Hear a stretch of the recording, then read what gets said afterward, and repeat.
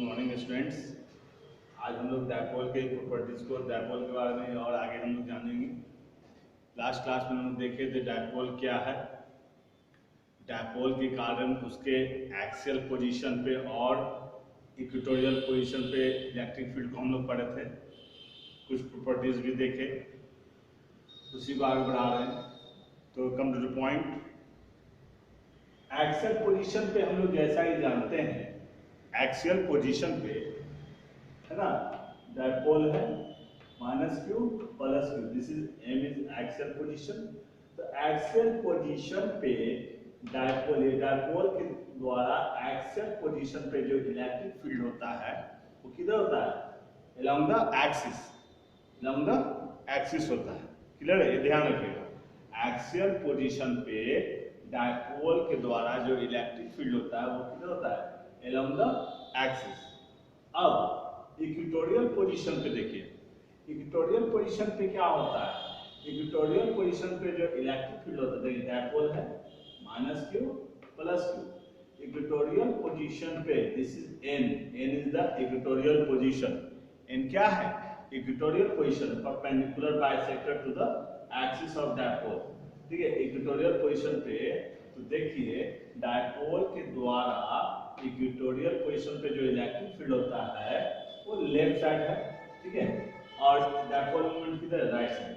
तो electric field जो equatorial position पे होता है डायपोल के द्वारा opposite to the dipole moment होता है। किधर होता है, opposite to the dipole moment. ध्यान रखिएगा, that is what, that is electric field intensity vector at n, मतलब इक्वेटोरियल पोजीशन पे इज अपोजिट टू p। जब दो प्रॉपर्टी उस दिन बताए थे, याद बता दे रहे। डायपोल के द्वारा इक्वेटोरियल पोजीशन पे जो इलेक्ट्रिक फील्ड का डायरेक्शन होता है वो हमेशा किधर होता है, opposite to the dipole. Dipole इधर है और इलेक्ट्रिक फील्ड इधर है। क्लियर है। अब नेक्स्ट, डायपोल क्या है, electric dipole moment vector. Dipole एक वेक्टर क्वांटिटी है। डायपोल क्या है, एक वेक्टर क्वांटिटी है। अब मान दो डायपोल है, एक है first dipole, this is second dipole. First dipole इधर के और सेकंड डायपोल इधर के, दोनों डायपोल है। फर्स्ट का q1 × d1, सेकंड का q2 × d2। और मान लीजिए दोनों डायपोल के बीच का एंगल क्या है, theta. Angle between two electric dipole moment vector is theta. Theta दोनों के बीच का एंगल है। तो रिजल्टेंट डायपोल एज यूजुअल हम लोग जानते हैं, रिजल्टेंट डायपोल हम लोग करते हैं, this is resultant dipole moment. तो दो डायपोल है तो वेक्टर सम हम लोग करेंगे, यहाँ पर क्या ट्रायंगल रूल से हम लोग। तो रिजल्टेंट डायपोल मोमेंट वेक्टर का मैग्नीट्यूड क्या हो रहा है, √ फर्स्ट डायपोल मोमेंट का स्क्वायर प्लस सेकंड का square plus 2 × first dipole moment second dipole moment two cos theta. जैसे ट्रायंगल रूल से हम लोग करते थे, r इक्वल रिजल्टेंट का magnitude equal to √a² + b² + 2ab cos theta. In same way यह a है तो ये b है, ठीक है। तो रिजल्टेंट डायपोल मोमेंट हम लोग निकाल लेंगे। अगर हम लोग को ऐसा कुछ क्वेश्चन दिया तो दो डायपोल का रिजल्टेंट निकालने के लिए हम लोग को दे दिया तो हम लोग इजीली इस फॉर्मूला से चल सकते हैं, ठीक है। अब देखिए, अब हम लोग पढ़ेंगे टॉर्क के बारे में। Torque on an electric dipole in a given uniform electric field. एक दिए गए यूनिफॉर्म इलेक्ट्रिक फील्ड में अगर इलेक्ट्रिक डायपोल को रखते हैं तो उस पर क्या टॉर्क लगता है, टॉर्क, ठीक है। देखिए मान लीजिए इलेक्ट्रिक फील्ड है, इलेक्ट्रिक फील्ड है, देख रहे हैं आप, ये इलेक्ट्रिक फील्ड है और ये डायपोल है। Dipole moment -q + q। Dipole moment electric field के साथ कितना एंगल बना रहा है, थीटा। कितना एंगल बना रहा है, थीटा। थीटा क्या है, थीटा बराबर angle between electric field intensity vector and electric dipole moment vector. इन दोनों के बीच का एंगल क्या है, थीटा है। तो हम लोग को यहाँ पे टॉर्क निकालना है, डायपोल पे क्या टॉर्क लगेगा, ठीक है। तो हम लोग देख रहे हैं कि देखिए ये जो है पॉजिटिव है, +q आइए -q, ठीक है। तो हम फिगर से देख रहे हैं पॉजिटिव चार्ज का फोर्स किधर लगेगा, along the field, negative charge का फोर्स किधर लगेगा, opposite to the electric field. अब net dipole moment sorry torque देखेंगे, तो टॉर्क का बेसिक फॉर्मूला क्या होता है, टॉर्क वही एजेंट है जो किसी भी सिस्टम को रोटेट करवाने का काम करता है। टॉर्क का बेसिक फॉर्मूला क्या होता है, are cross F, are cross F. अब यहाँ पर क्या है, एक डायपोल है और दो फोर्स है, तो टॉर्क इसके द्वारा भी होगा और टॉर्क इसके द्वारा भी होगा। तो नेट टॉर्क क्या लगेगा डायपोल पे, टॉर्क ड्यू टू फर्स्ट यानी negative charge, torque due to positive charge. यहाँ ध्यान रखिए टॉर्क का बेसिक फॉर्मूला ये है, और यहाँ पर क्या हो जाएगा, फर्स्ट पे टॉर्क प्लस सेकंड पे torque about centre of dipole.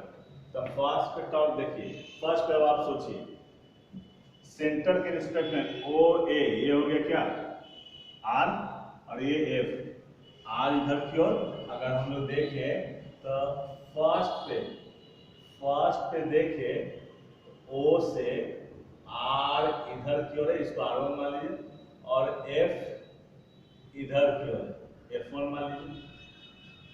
ये आर इधर हुआ, एफ इधर हुआ, देख ध्यान से, O A this is R, this is F, ठीक है।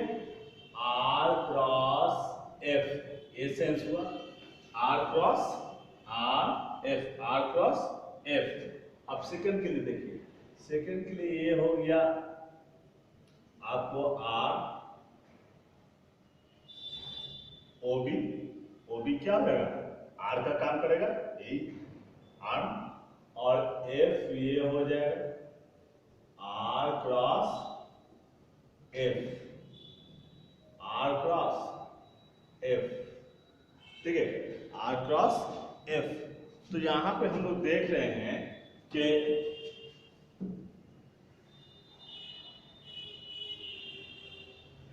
दोनों सेंस से हम बता दे रहे हैं, यहाँ पे हम देख रहे हैं कि फर्स्ट के कारण नेगेटिव चार्ज पे क्या टर्म है, नेगेटिव चार्ज पे क्या टर्म होगा, पॉजिटिव पे क्या टर्म होगा, देख रहे हैं आप। अब यहाँ पर सिर्फ, अब इसके बाद सिर्फ कैलकुलेशन है, इसके बाद क्या है, कैलकुलेशन है। जैसे देखिए this is O A cross F1, this is OB cross F2। अब F1 का वैल्यू रखें, यहाँ पर क्या जाएगा, चार्ज इलेक्ट्रिक फील्ड दिया हुआ है, चार्ज पता है तो फोर्स क्या जाएगा, charge into electric field. Vector form में चार्ज को प्रॉपर साइन के साथ हम लोग रखते हैं, माइनस है तो माइनस, प्लस रहता तो प्लस। और यहाँ भी देखिए F2, F2 क्या आ जाएगा, Q इनटू E, पॉजिटिव है तो प्लस चार्ज रखेंगे, ठीक है। अब देखिए दोनों जगह से चार्ज का कॉमन ले लीजिए, दिस इज माइनस यहाँ पे शिफ्ट कर गया माइनस ओ ए, और ये ई को हम लोग कॉमन ले लिए बाहर, और माइनस ओ ए माइनस इसके साथ आ गया, प्लस ये क्या है ओ बी, और दोनों में से ई क्या कर दिए हम लोग कॉमन कर दिया। ध्यान से देखिए, अगर ये इसके साथ मल्टीप्लाई हो जाए, इसके साथ क्रॉस हो जाए तो वापस यही फॉर्मूला आ जाएगा, सेम हियर। तो देखिए दोनों में से Q तो कॉमन कर दिए, फिर से देखिए माइनस इसके साथ आ गया, इसमें प्लस ये ओ बी, और दोनों से जो E क्रॉस था डिस्ट्रीब्यूशन ला, ठीक है, हम लोग कॉमन कर दिए E को। अब देखिए ओ ए का माइनस क्या हो जाएगा, ए का ओ ए का नेगेटिव क्या हो जाएगा, A O plus O B cross E, AO plus OB means AB, AO plus OB means AB cross E, ये हम लोग को मिल गया। तो अब आप गौर से देखिए, एक इलेक्ट्रिक डायपोल मोमेंट जैसा प्रीवियस वीडियो में हम लोग पढ़े थे, इलेक्ट्रिक डायपोल मोमेंट वेक्टर का फॉर्मूला है चार्ज इनटू क्या, this vector, and this what, this is P cross E। ये क्या हो गया, ये पूरा एक टर्म क्या हो गया, P क्रॉस E। अब अगर इसका मैथ देखिए तो टॉर्क क्या है, torque on an electric dipole in a given uniform electric field becomes equal to the क्या, cross product of electric dipole moment vector and electric field intensity vector, cross product of electric dipole moment vector and electric field intensity vector.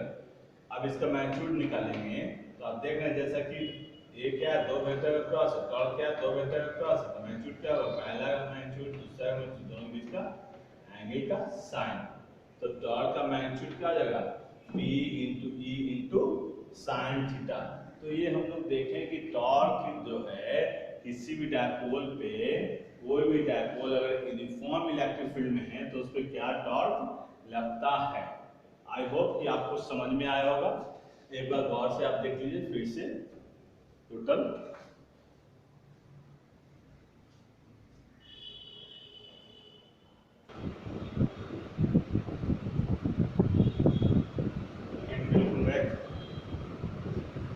अब देखिए, अब हम लोग पढ़ेंगे electric potential energy. अब dipole का electric potential energy EPE, electric potential energy of an electric dipole in a given uniform electric field. एक दिए हुए यूनिफॉर्म इलेक्ट्रिक फील्ड में अगर इलेक्ट्रिक डायपोल को हम लोग रखते हैं, एक दिए हुए यूनिफॉर्म इलेक्ट्रिक फील्ड में अगर हम लोग इलेक्ट्रिक डायपोल को रखते हैं तो उसमें क्या पोटेंशियल एनर्जी होगा, उसका क्या पोटेंशियल एनर्जी होगा, इस बात को हम लोग पढ़ेंगे। देखिए एक इलेक्ट्रिक डायपोल है, -q प्लस ये इसका सेंटर है। वो जो डायपोल रखा हुआ है यूनिफॉर्म इलेक्ट्रिक फील्ड में रखा हुआ है।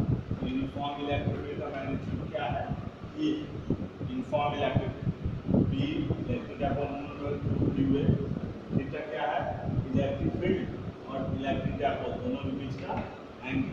थीटा क्या है, दोनों इलेक्ट्रिक डायपोल मोमेंट वेक्टर और इलेक्ट्रिक फील्ड इंटेंसिटी वेक्टर दोनों के बीच का एंगल क्या है, थीटा। ठीक है। और अगर डायपोल है इलेक्ट्रिक फील्ड में तो इतना टॉर्क एक्सपीरियंस लगा हुआ इलेक्ट्रिक फील्ड के कारण। अब देखिए इलेक्ट्रिक डायपोल मोमेंट वेक्टर होता क्या है, इलेक्ट्रिक डायपोल मोमेंट वेक्टर होता क्या है। तो इलेक्ट्रिक डायपोल मोमेंट वेक्टर का पोटेंशियल एनर्जी क्या होता है, potential energy of electric dipole in a given uniform electric field क्या होता है। देखिए EPE of an electric dipole क्या होता है। तो डायपोल अगर इलेक्ट्रिक फील्ड में है, या हमारी इलेक्ट्रिक डायपोल है इलेक्ट्रिक फील्ड में है, ये अभी θ1 एंगल है, θ1 से θ2 एंगल कर दिए। तो इसको करने में अगर हम एक्सटर्नल एजेंट हैं, हम इसके एंगल को θ1 से θ2 कर दिए।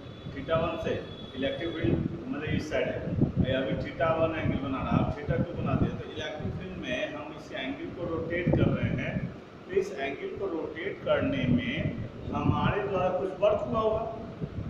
हमारे द्वारा, हम एक्सटर्नल एजेंट हैं, हमारे द्वारा वर्क हुआ है तो हमारा एनर्जी खर्च हुआ होगा। हमारा जो एनर्जी खर्च हुआ वही एनर्जी इस डायपोल में स्टोर हो गया। किस फॉर्म में, डायपोल के पोटेंशियल एनर्जी के फॉर्म में। इसी पोटेंशियल एनर्जी को हम लोग क्या बोलते हैं, electric potential energy of an electric dipole. देखिए electric potential energy of an electric dipole क्या है, वर्क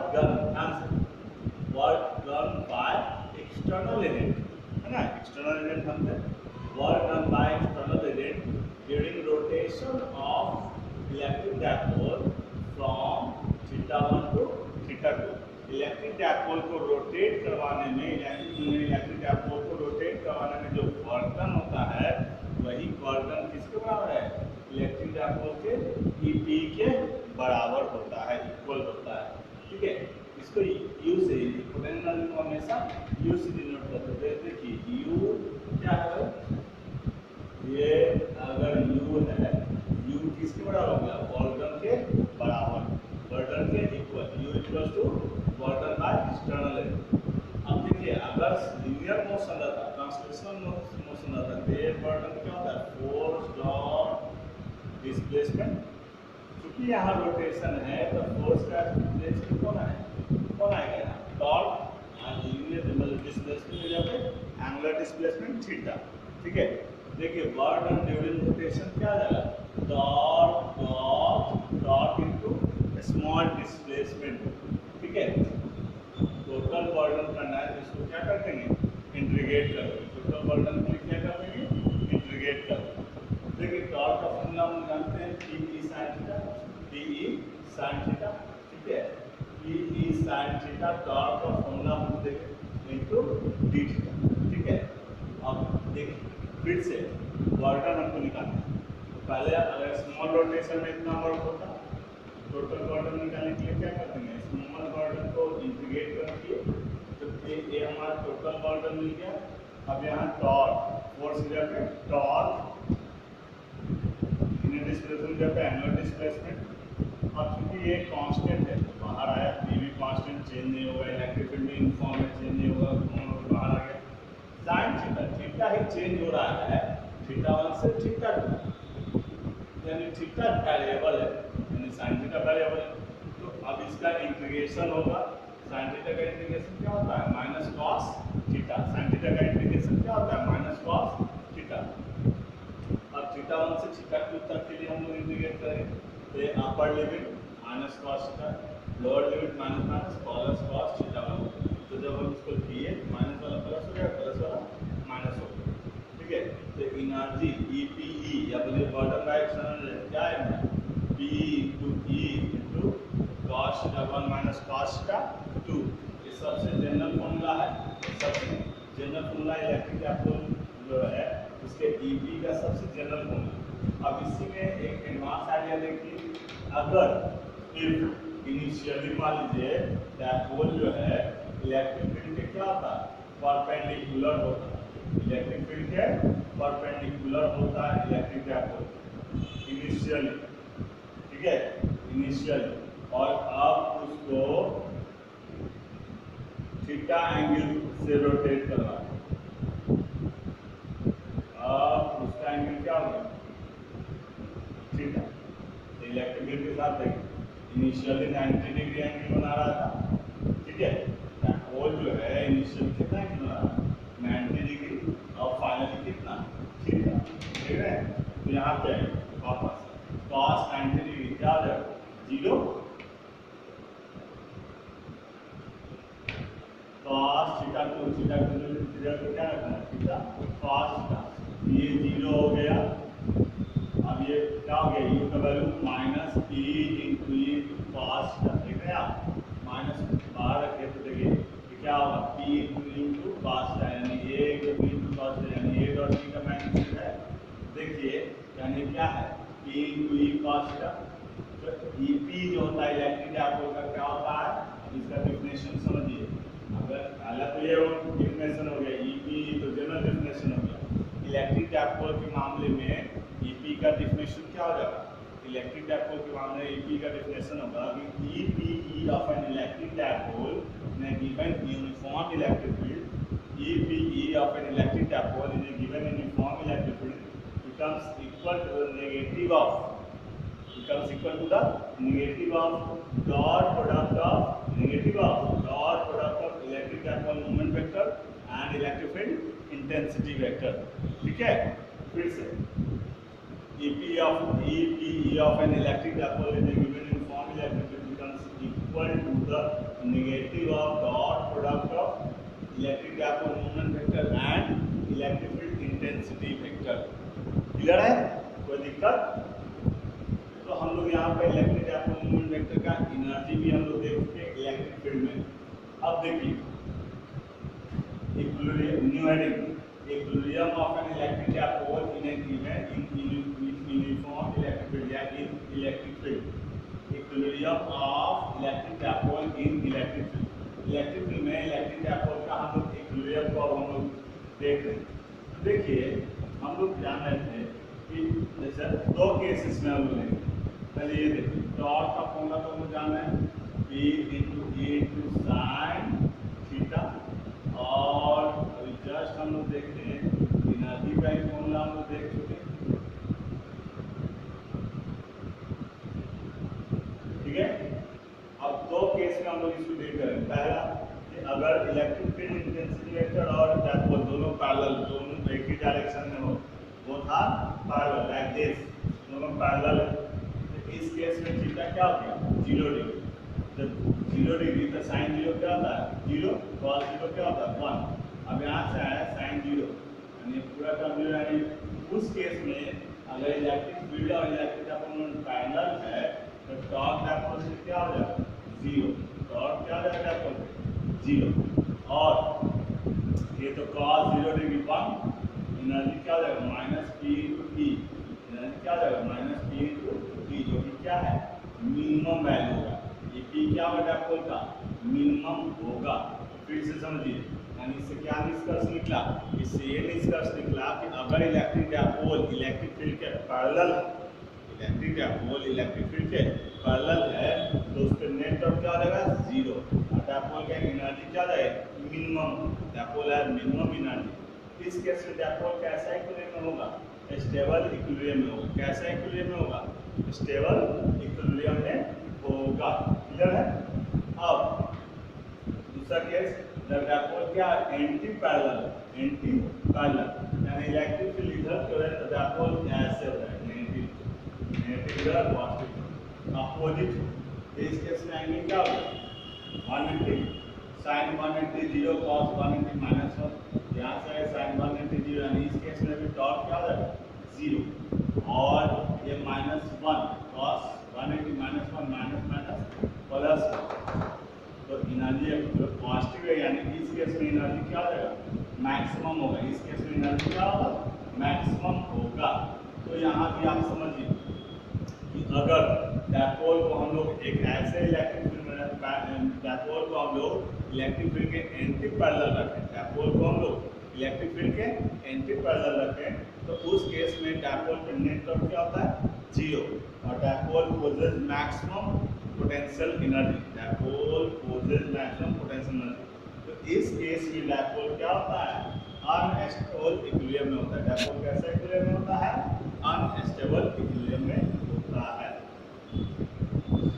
अब आप लोग देख लिए, ये सब आपको समझ में आया। ठीक है, इस वीडियो में इतना ही। अगर आपको बार बार मैं बोल रहा हूँ, पहले तो सबसे पहला काम कि आप इसको गौर से पढ़ें, ध्यान से।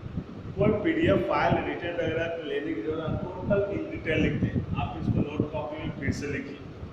आप एक घर बैठे जो रेस्ट ले रहे हैं तो आप खा के मोटाइए नहीं, थोड़ा सा इसको पढ़िए, इसको फिर से आप ड्रा कीजिए कॉपी में, फिर कॉपी नोट कॉपी तैयार कर लीजिए।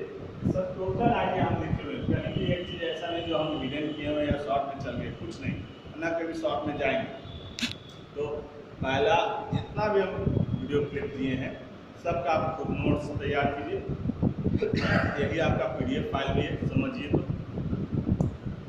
दूसरा, अगर अच्छा लगे तो इसको लाइक जरूर करें, कमेंट करना चाहें तो कमेंट भी करें, और सब्सक्राइब कीजिए विथ बेल बटन, और औरों को भी बोलिए कि इसको सब्सक्राइब करें। Okay, thank you.